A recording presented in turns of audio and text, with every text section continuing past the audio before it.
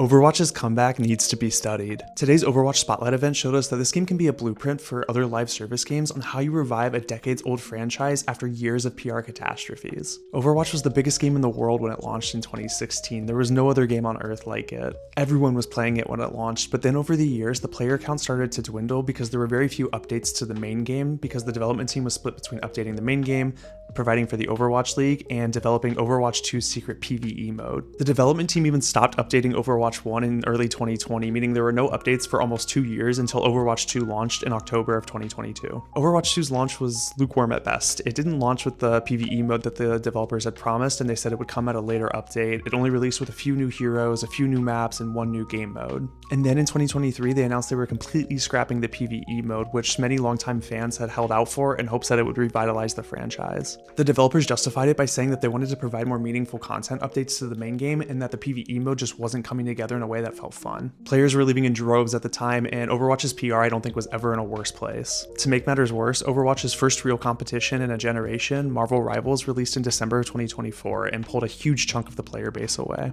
As someone who's played this franchise for the almost decade that it's been out at this point, I don't think the future of the game ever looked more bleak than it did at this moment. But the developers didn't throw in the towel. They took the unique abilities that they had developed for each of the heroes in the game with the PvE mode and repurposed them in two major ways. First, they introduced a perk system in February of 2025, very similar to Apex Legends, where you can upgrade your character's abilities throughout the match. Second, they introduced an entire new core game mode called Stadium, which played in these fast best-of-7 rounds where you would upgrade your character throughout the match with some of the most broken abilities from the PvE mode that just wouldn't have been able to exist in the main game. I think there are so many parallels between this development era of Overwatch and how we saw Overwatch 1 come together after the failure of Titan, where they repurposed a lot of this content that they already had to make something really special. And just today, they held a new Overwatch Spotlight event where they announced that they're releasing 10 new heroes over the next year instead of the traditional 3 that they've launched year over year, 5 of which are launching next week when the new season starts on February 10th. They're utilizing a story-driven roadmap for the next year of content that is really leaning into the storytelling and lore of this world that so many people fell in love with when it launched in 2016. And potentially the craziest announcement of the event is that they're dropping the 2 from Overwatch 2's name. What this signals to me is that the development team is honing in on a bright new future that supersedes the sequel-driven model of their previous owners, Activision. But as a longtime player and former top 500 player, I can tell you the future of Overwatch has never looked brighter to me. And I think the big takeaway for other live service games from this is that you need to identify your game's core strengths and lean into them with everything that you have.